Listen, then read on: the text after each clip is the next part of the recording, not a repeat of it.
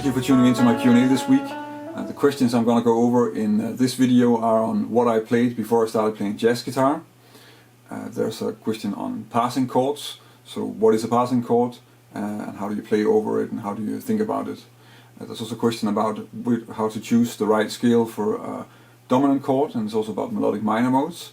And then finally there's a question on how you keep the melody in your improvisations, because most of the time when we're improvising we're thinking more about the scales and the arpeggios and the harmony and all those things, and not so much about the melody, even though the melody is really what the piece is.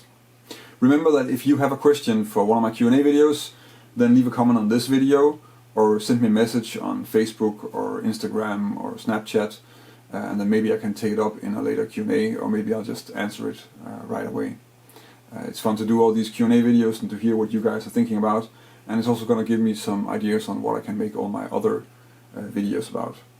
If you want to help me keep making all these videos, so the weekly lessons and the weekly Q&As, then be sure to like this video. If you're not already subscribed to my channel, then subscribe to my channel. And another way you can help me directly is also if you go to my web store and check out some of the lessons that I have there. Maybe there's something you find useful. Let's get to the questions. Hi Jens, would love to hear your observations on the terms passing chords, playing outside and in the pocket. Thanks in advance. So actually this is 3 questions, and I'm gonna focus just on the passing chords because I already talked about outside playing in a few previous Q&As. So you can maybe check those out. If you have more questions on outside playing, feel free to just ask me. That's fine, we can always take it up again. Maybe it's something specific, but for the rest I think I've covered a lot of that on that topic already in the Q&As. And for in the pocket, that's also a completely different question, so I'm gonna leave that out as well. So just to focus on the passing chords, because this whole question actually came out of a discussion in the comments of the last video. So where we had this progression that was part of a rhythm change. It was like E flat, D diminished, C minor 7, C sharp diminished to D minor. And Himanshu, who posted this question, was talking about how the diminished chords were just passing chords, and that's of course true. But my point was that calling something a passing chord doesn't actually help you how to play on it, because a passing chord is it's not a musical function in the sense that it tells you, well, this is a dominant or a tonic or a subdominant or something, because a passing chord can have every function. That doesn't really mean anything. You will have passing chords that are tonic and dominant and subdominant. So in this question, in this example, the diminished chords are in fact dominants, as I pointed out in the last Q&A. So so this is in fact the B diminished is a G7 resolving to C minor. So like this sound, and of course the same goes for the C sharp diminished to D minor. So in that way, these are just dominant chords that we put in there, and it's true, they are passing chords. If you have this in every chorus, you don't need to play it every time. You can also just leave some of them out. That is how it works. A passing chord is something that's found. It's not sort of a main function in the melody. So maybe it doesn't have like a melody note that really dictates that we need that chord, and it's also usually found on a weak part of the bar, so it's in the last half or the last beat of a bar, and in that way you can often get away with leaving them out when you're soloing because you don't need them, and that's a good thing to keep in mind, because I mean in general whenever you play a song you want to be able to play all the chords. I think that's sort of the way you should think about it, but at the same time, to create variation it can be good to know sort of what is the general movement of the song and how do you play it without having to sort of go into all the changes and just play something that sort of will fit the long lines of the form. You want to be able to do both of those things. I think that's important. And sometimes you'll also find that you actually need to be really good at playing changes to get away with playing sort of across several bars, because there are still going to be notes you can't really hit and stuff, so you have to be a little bit aware. But at the same time, that is an important thing to check out and work with for your soloing. I think it's going to be an important skill to have, to also be able to play sort of longer, more calm vocal-like lines over longer stretches of the piece. So so for that reason, the passing chord is of course something that's in the weak part of the bar and something that you sometimes can ignore and sort of just leave out when you're soloing. At the same time, you always want to figure out what you can play on each chord, I think. So the diminished chords here are one example of this, a very common one. Diminished chords are very often used as these kind of transitional chords, as passing chords. I think they're mostly that and then suspensions probably. And you can also have them as subdominants. Another example of a passing chord would be diatonic passing chords.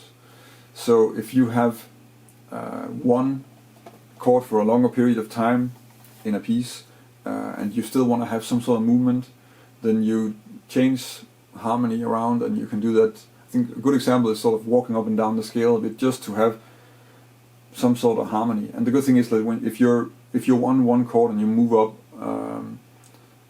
a diatonic third, then it's very likely that you're going to have the same function on that chord. So if you're in C and you're playing a C major, then the E minor will also be a tonic function.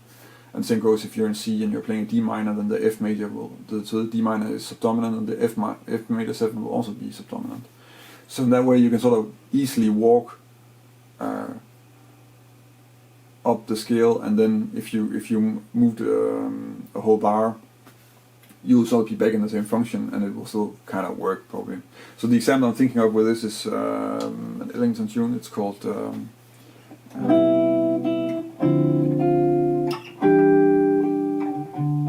Just Squeeze Me.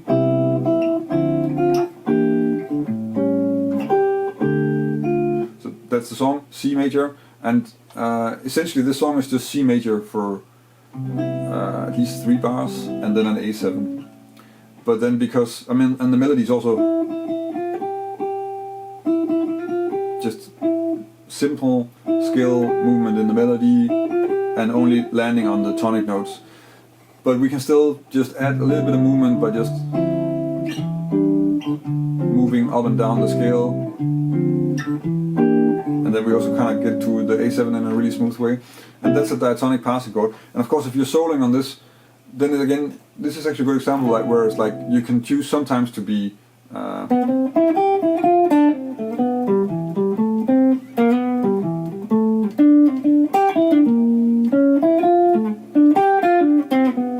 so really going into the changes, but you can also just be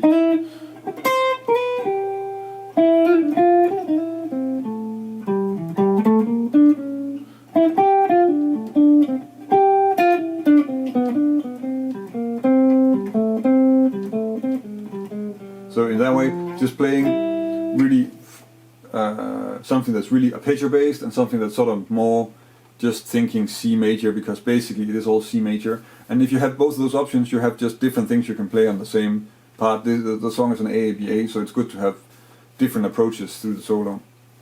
So that's the diatonic passing chord. Then we have a chromatic passing chord, and well, of course, yeah, in terms of playing, so I already talked about what to play on the diminished chords in the last lesson, so because they are in fact dominant chords, and they're also diatonic to harmonic minor, so that's what you use on those types of diminished chords. And the diatonic, well, the diatonic passing chord is kind of simple because you're just using the scale, but you're using the sort of you're basing it on the arpeggio of that chord that's being played, if you want to nail the changes, and otherwise you're just taking sort of the function that's really there and using that over the whole thing. Those are sort of the two options. And then we get the chromatic passing chord. So chromatic passing chord, they're a little bit less common for jazz standards. Maybe they're not even really there, and it's something that we've added as jazz musicians, changing the harmony in the way that we do with pieces. That's kind of hard to say, but in terms of songs that has one, I guess Polka Dots and Moonbeams has one. So let's see. So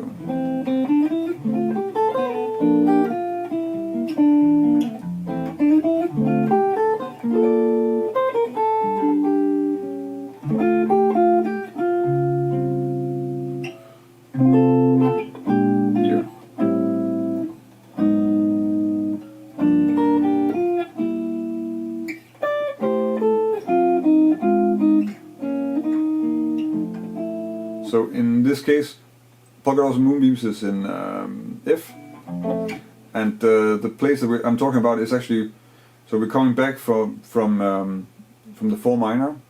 Polka Dots and Moonbeams is also one of the few pieces that actually uses the 6th degree as a subdominant chord, which I think is interesting. But not so relevant for this discussion. So we're coming out with F with C in the bass, B flat 7, A minor, and then we get A flat minor. A flat minor is obviously not diatonic to F major, and then that goes to G. And the melody dictates that something has to happen because there's an E flat in the melody.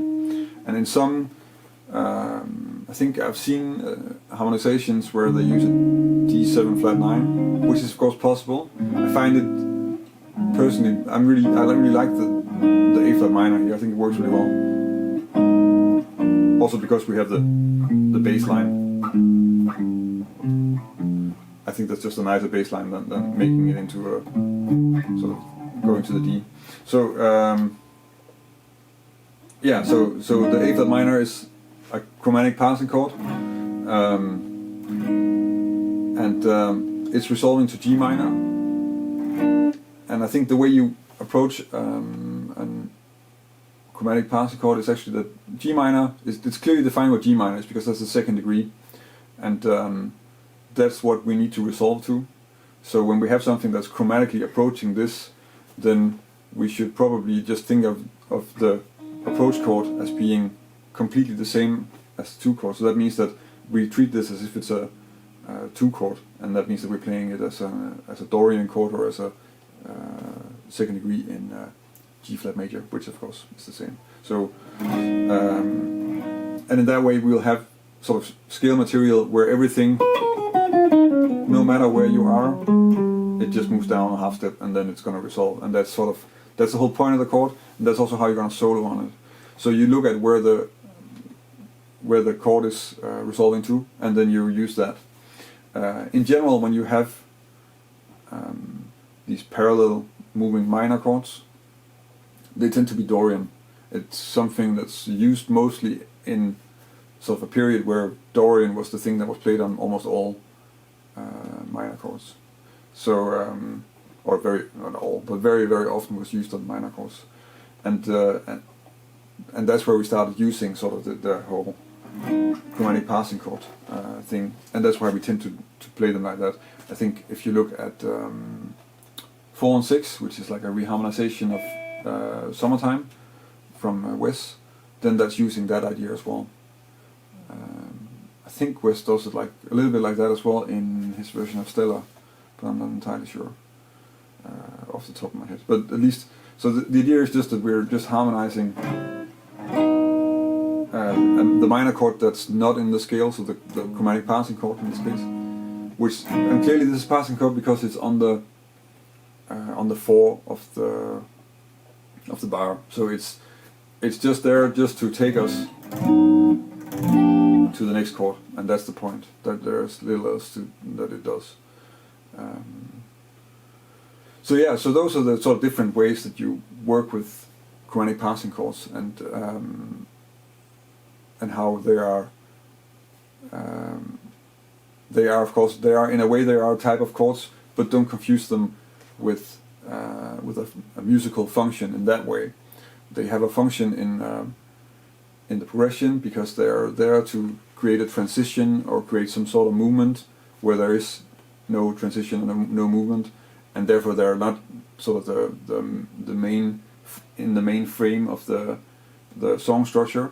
They're just there as a sort of embellishment, but they can have any musical function. So they can be, in this case, like a chromatic leading chord, or auxiliary secondary dominant, or diatonic passing chord. So yeah, I hope that helps a bit. If this is still unclear or anything, then just ask again. And of course, if you really want to know something about, if you have something specific on the outside thing or something specific on the in the pocket, feel free to ask, and then I'll see if I can get to it later. Hi Jens, before you took up jazz guitaring, how long had you been playing guitar and what styles?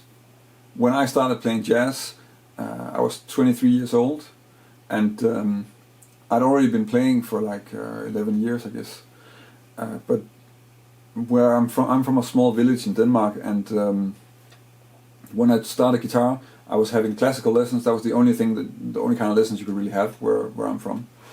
So I played classical guitar for a long time. Actually, I played that until I was also in my 20s. All the time. I kept on playing. I didn't always work so hard on it, and especially in the beginning, I didn't really work that hard and practice that much. But I did have a few teachers and different classical teachers. Basically, just the one that was at the guitar school, and that changed 3 times while I was there. So they taught me classical music, and at one point, a friend of mine who also had guitar lessons learned to play a 12-bar blues in E. So he learned like. So we had to figure out what to do with that, and I don't know exactly how, but we knew that we could improvise. We just didn't know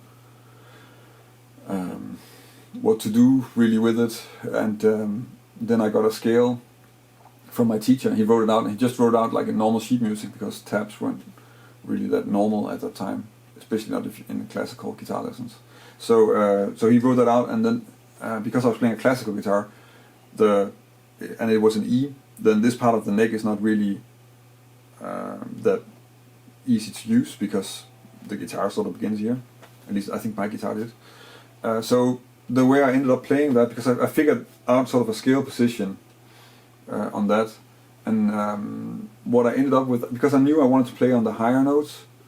I'm not sure why I knew that, but that was what I wanted. So I ended up with this position. I'm not sure if I don't think I really used the lower strings, so I think it was like, and then maybe this, but I don't think I really used that.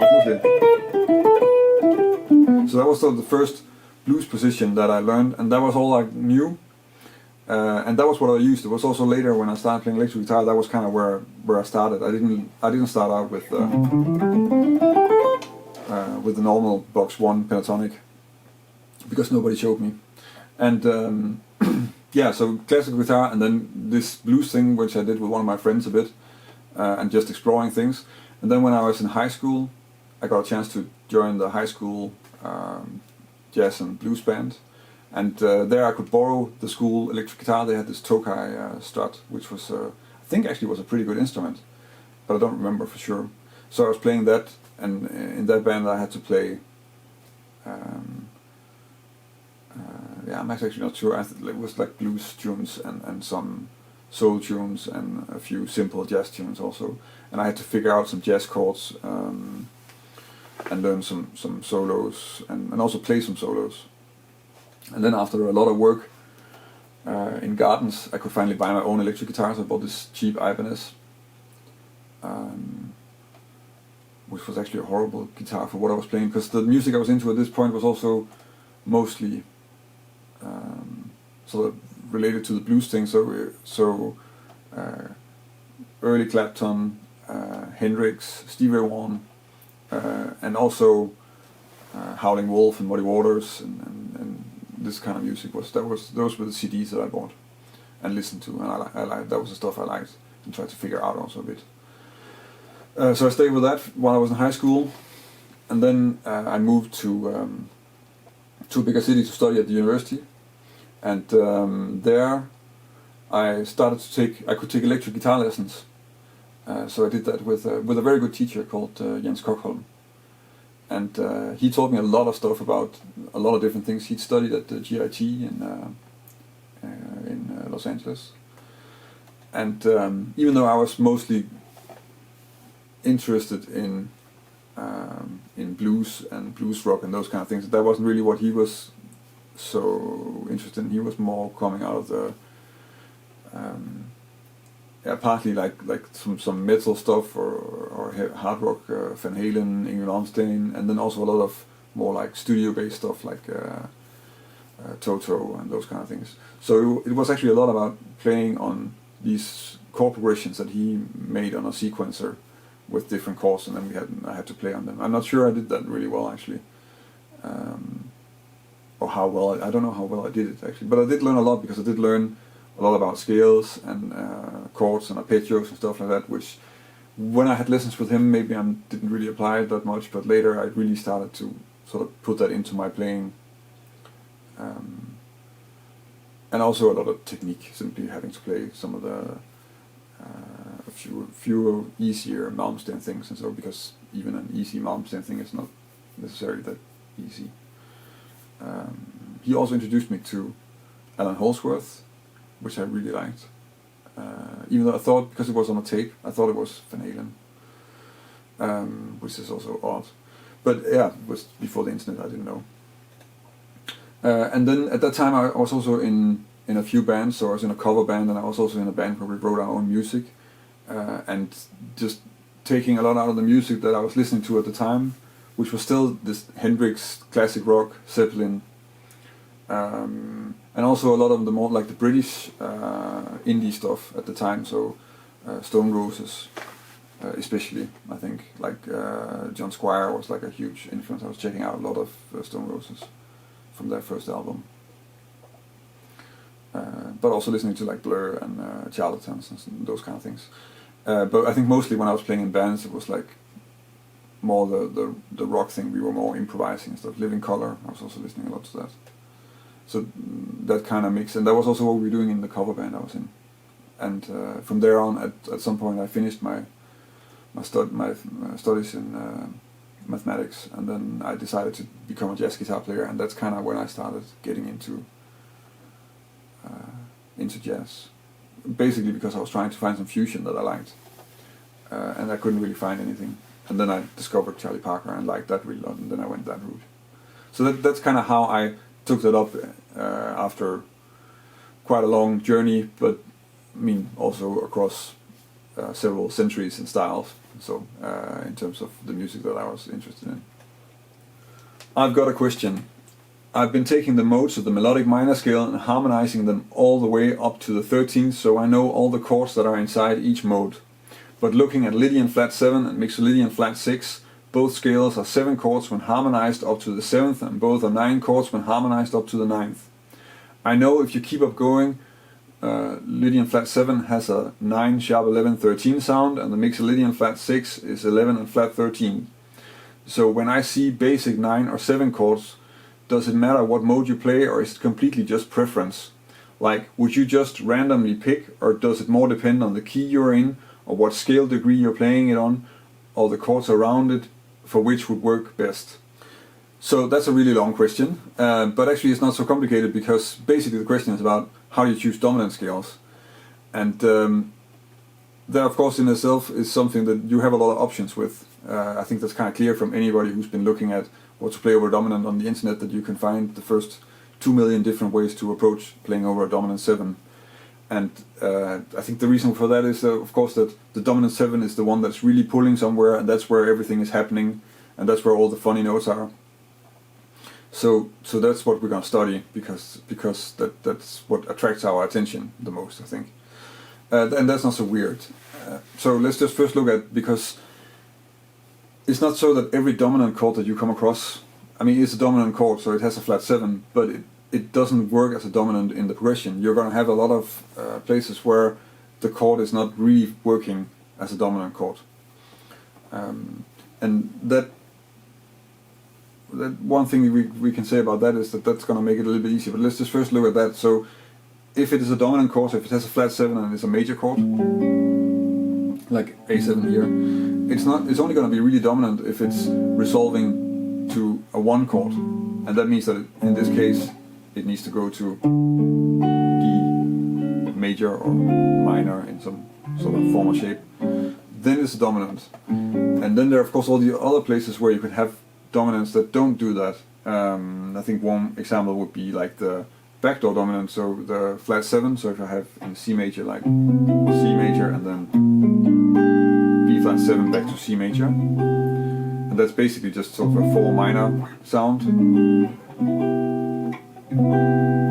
And a similar thing is actually, though of course maybe that's a weird example, but it's actually true that if you look at a tritone substitution, so D minor, D flat 7 to C major, then the D flat is not resolving a 4th up or a 5th down to a B. It's to a G flat, then it's not really a dominant in that respect. And the good thing why I say that is because if you look at the melodic minor scale, it does have two dominants diatonically, but one is on the 5th degree and the other one's on the 4th degree, and the Lydian flat 7 is on the 4th degree, and that's the one you're using when it isn't really dominant. You're not very often going to find yourself using Lydian dominant sounds on something that actually resolves. So the Lydian dominant is like what you're choosing if you have the 4 minor variation, if you have the tritone substitution, if you have a double diminished, those kind of places. That's kind of where that comes into play. And then in terms of all the other dominants that do resolve, what you play on those, and that's fairly simple because they're supposed to pull to something. So if you have any kind of key and you come across, let's say we have an A7, to stick with the A7 in the song, and the key of the song is C major. So A7 would resolve to D minor, and it's going to be D minor because that's what's in the key, that's what we're going to expect to hear. And that means that for that A7 we would use harmonic minor because that's the kind of dominant sound that we expect there. So I think in general we tend to just hear two dominant sounds. We hear if the dominant wants to resolve to a major chord or to a minor chord. This is completely similar to what I talked about with the secondary dominants.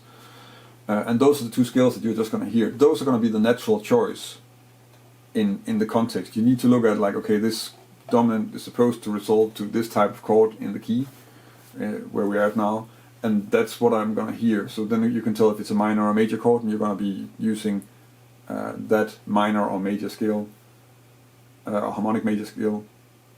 Now I'm babbling. So you're going to be using that harmonic minor or major scale for the dominant. So that means that if it's a G7, you look at, will it resolve to a C major chord? Then I'm going to use C major on it, and those types of extensions. And if it's a C minor chord, then I would use C harmonic minor and those extensions. It's actually not that difficult.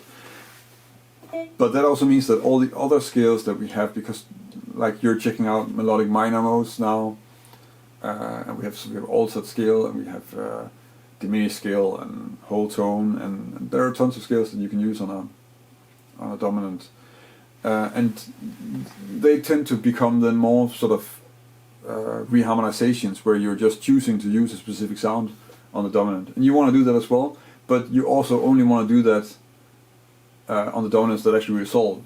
So there's not much point in playing a B flat 7 altered if it's a 4 minor chord. So if I play, then I'm not going to be playing like, because that's not kind of how that's not what's going to fit with the song really that well. I mean, of course you can always play whatever you want, and if you think it sounds great, then you should just do it. But it's not going to be what you sort of naturally would expect in that context. If you kind of want to start with that choice, I think. Yeah, so that means that if it's not a dominant, if it's not resolving like a dominant, then you can use Lydian flat 7. And if it is resolving like a dominant, you just need to look at is it going to a major or minor chord, and then you have those choices. And then all the other ones, like the altered, they're also diminished, whole tone, all those things, you can use those as well, and they're just choices, kind of. And of course, when you want to work on this, you might want to play some cadences with those kind of dominants. So if you're working on diminished scale, then play a 2-5-1 with a 13 flat 9 sharp 11 dominant. So you just get really an idea about how does it sound and how does this work. Hopefully you can sort of voice lead that in a way that sounds natural, and then you can use that when you're soloing on it. And that also means that what you have here with your all your melodic minor modes, because the Lydian flat 6, I mean, I'm not going to tell you that you can't use it. You can use it, but it's not a very common choice. Mostly because if we hear a dominant that wants to resolve to a minor chord, which of course your mixed Lydian flat 6 is going to point towards the one minor of that of that melodic minor scale, then we kind of want to hear a flat 9 and not a 9. And that's also what you see in almost all songs, I think. There are exceptions, but there are not a lot of them. So the most natural choice is going to be the flat 9, especially, and when you're soloing, that's also what you're going to be using. So I don't think you're going to find a lot of Mixolydian flat 6 being used. And that's basically just because the flat 9 is a stronger leading note than the natural 9 when you want to resolve to a minor chord. Yeah, so that's kind of how that works. And that means that it's simpler and you don't need to check out all your modes. I mean, it's good to know all your modes, but there are some of them that are more important than other ones, and I think the Mixolydian flat 6 is maybe not. It's a bit of a niche in that respect, at least from the kind of music that I play and that I come across. That I don't see it used. I've never seen it used, in fact, I think. So yeah, so those are things that sort of to be aware of. And of course it's good to have a good overview of the scale, but be aware also that there is a reason why certain things are used more than others. And I think in this case is the 9 is not a strong note for pulling to a minor chord. Yeah, so I hope that helps a bit, otherwise just ask me again, of course. Hi Jens, in your next Q&A I was wondering if you could discuss the idea of keeping the melody of a tune present during your solos without directly quoting it. When learning about bebop scales and arpeggios, diatonic extensions and alterations, it can get a little bit complicated and easy to get confused and feel really detached from the melody. I would love to hear your thoughts on this. Thanks. Well, it's true that we don't really use the melody directly when we're soloing, because pretty much since bebop, I think the tradition of playing a jazz improvisation is to reduce the melody to the harmony. So in a way, if you cut away a lot of stuff, you end up with the harmony and the chords of the piece. Maybe not specifically the chords, but just the harmony. And that's what we're trying to play in our solos. And that's been the approach since Parker, essentially. And that's also, since that's the style, that's also how we tend to study and what we tend to work on.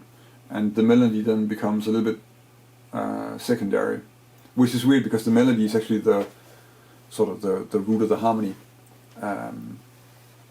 So that's not entirely logical, but it is the tradition that we're part of in jazz. And I have had questions about this before, and I also heard people referencing other methods where they were basing their improvisations on the melody. And I mean, maybe you can train it like that. I'm not sure it's the most efficient way to learn. And you will have people that say that it's the best way to learn, and that you learn certain things better. But of course, you do need to train your ears. But I'm not sure if you had a method that was purely based on just learning the melody and then sort of by magic you have to be able to hear the chords. That's probably going to be a little bit difficult for a lot of people. I know I would find that very tricky as a method, the way I learned anyway. So yeah, so I've never really seen any methods like that I really thought worked, because then they always had to add sort of almost magic. And the thing is then that if you use the melody, if you base your improvisation on the melody, and you just start by the melody, and then you don't necessarily play the melody directly, but you just add notes to it or change notes from it and stuff like that, you still, as soon as you start to need other notes, you can't just go with the key. You need to actually know what's going on with the harmony to get that right. And that is something that for a jazz standard is a fairly complex piece of harmony to play on. So you kind of end up having to know all the harmony and all the chords to be able to pick the right notes that are around the melody. So that's gonna be, yeah. So that's kind of where that method seems to fail to me, at least the examples that I've seen until now. So yeah, so those are sort of the reasons why we don't use the melody that much. That said, I actually find that it can be nice to keep that in mind, that when you're studying a piece, even though of course you have to know all the harmony, you have to know all the chords, you have to know all the scales, all the arpeggios and all that, and you need that for all the lines that you're going to be playing, whether they're on the melody or not.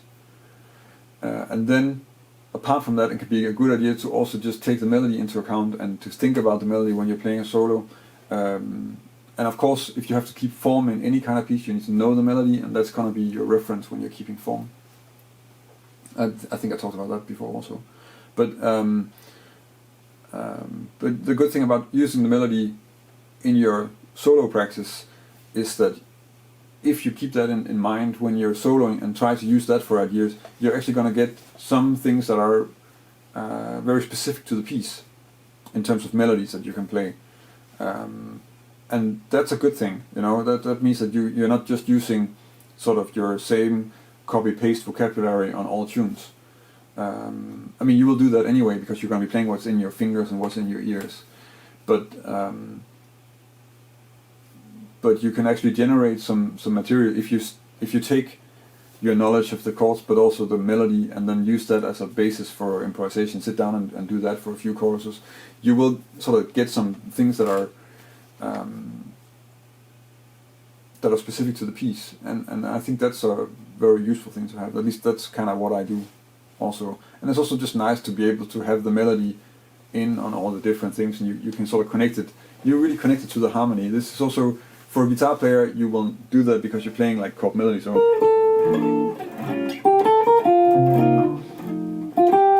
when we play like this, we already kind of have a good idea and a good concept of what each note is related to the harmony. But if you're a home player, you don't actually have that. So if you play a melody-based improvisation like that, you will develop that. And anyway, so that's just sort of connecting the melody and the harmony together. And anyway, it is a good idea to just have that in your melodies as well, I think. If for no other reason, that sometimes it can be nice to just have to sort of take the melody in there if you want to be clear about where you are, or there are practical applications for that besides just musical ones. So I'm a little bit reluctant to play because right now I'm sitting in a room where the heating is broken, so it's like 12 degrees in here, so my hands are really cold. But if we take Stella by Starlight,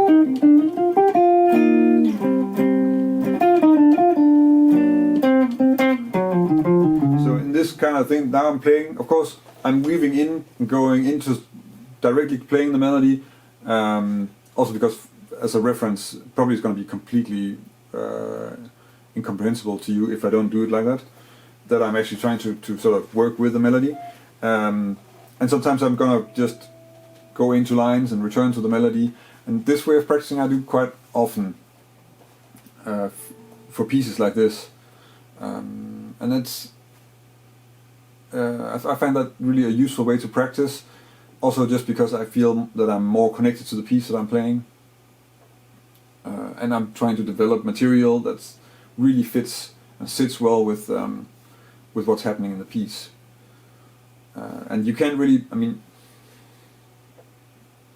I think if you base your improvisation on the melody, you kind of have to directly quote it, or you have to sort of thicken it up. You can also just take take the melody notes and then see if you can add arpeggios or add the harmonic movement around them, which is essentially like playing a chord melody, but you're just doing it one note at a time.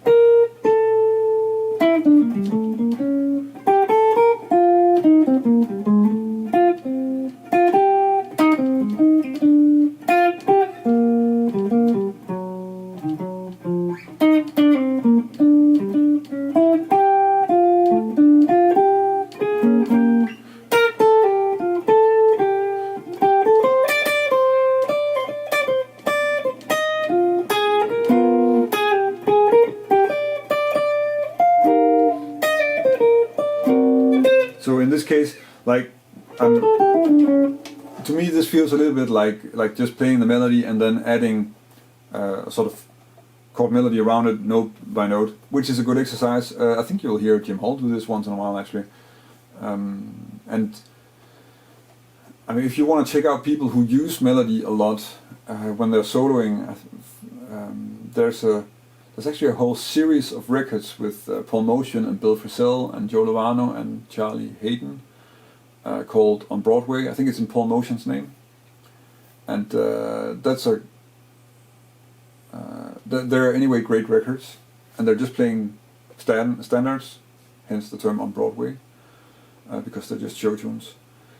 And they play them really well, and you'll really hear Bill Frisell play solos that are pretty much the melody, but still also just with things around them and things added. I think Bill Frisell is a good example of somebody who plays a lot like this. But he's of course also not really like a guy with sort of above vocabulary like somebody like Sonny Stitt or something, which is really just playing in harmony and making lines and yeah, so it's a completely different approach, and if you work like this, you're gonna get a different kind of vocabulary. You're not gonna get great Parker lines probably in that way, but you're gonna get great lines. I mean, so, and anyway, you can always just study Parker if you want to have great Parker lines, I guess. So, so I find the useful way to practice it is something that I do. When I'm working with songs, but yeah, for me it's also something that you kind of put back in there. It's a little bit weird because like the harmony is in a way just a reduced form of the melody, and then once we really understand that, then we sort of put the melody back in there and try to use it. That's a little bit how I'm using it. That might be a bit backwards, but that is kind of what seems useful to me to do, and I like the result that I get out of it also. I think that's an important point there. But yeah, if somebody has any thoughts on this with using the melody in solos and how to do that, because it's true, like really just quoting the melody and just playing the melody can be difficult to get away with and get it to sound good. And I, for one, don't necessarily, well actually 99% of the time, I don't like when people start quoting melodies of other tunes and stuff like that. That's not, yeah, that usually is not a good idea to get for a solo. If you have to look at it as a sort of as a whole, it's only going to sort of break up everything by referencing a completely different song. So for that, it's not a very useful tool, in my opinion, even though I know a lot of people do use it. But it's difficult. Some people will get away with it, but it's difficult to get away with in a natural way. Yeah, so it's an open thing. I would be curious to hear what you guys think about it and how you guys use it, because I think it's a very interesting subject. But also difficult to say much more about it than this, because yeah, it's coming back on the top again after you've checked out all the other things, which is a bit ironic. But yeah, let me know in the comments if you have something to say, some ideas or experiences with this, and I would be curious to check it out. So that was some answers, and maybe some answers with some questions in them as well. I hope you can use the stuff that I went over like this. I think this one is gonna go out. So there was some answers and possibly some answers that are also leading to some questions. So feel free to comment on that and leave some experiences if you have something to contribute to this. I think especially this thing with using the melody is an interesting topic to discuss further, and also I would like some points, some perspectives on that if you have something. This episode of the Q&A is going to go out right after Christmas, so I hope that you have had a nice Christmas. I think for the next week I might have trouble getting one done because I'm also going to be away for Christmas for a few days, but we'll see. Otherwise I'll probably put up something else instead of it, because it's going to be in the new year, but we'll see. Anyway, if I have to keep on making these videos, I of course also need some questions. So if you have a question, then leave a comment on this video, or send me a message on Facebook or Instagram or Snapchat, and then I'll see if we can cover it in a later Q&A. If you want to help me keep making all these videos, then please like this video on YouTube, and of course, if you're not already subscribed to my channel, then subscribe to my channel. And you can also check out my web store if there's something that you might find useful in there. Or if you have ideas for something I should put in the web store, then let me know about that as well. That would be interesting as well. I hope that in the next year that I can finally get the time to finish the theory book thing. I'm probably also going to be making a few videos that are more along those lines, just to have something to go with the book. Partly it's going to be probably available with the book, but also just to put on YouTube, because I think there's some information that's not really available there right now, at least. So so I'm gonna see if I can put some stuff out on that as well. Then of course I've changed the format of the lessons a little bit, so that hopefully I can make lessons that are a little bit about how I play and how I come up with lines and some of the things that I'm doing like that, which is something I found difficult to cover in the previous format. Maybe that's all in my head, by the way, but never mind. So let me know what you think about that, because I think it might work very well. I mean, I'm just gonna keep on experimenting with it, because that's also how I have fun with making the videos to some degree. Yeah, so let me know what you think. That's always very useful. And for the rest, I hope you have a nice Christmas and a Happy New Year. And I'll see you later this week with the lesson, and otherwise later with another Q&A. Thank you for watching, and until next time.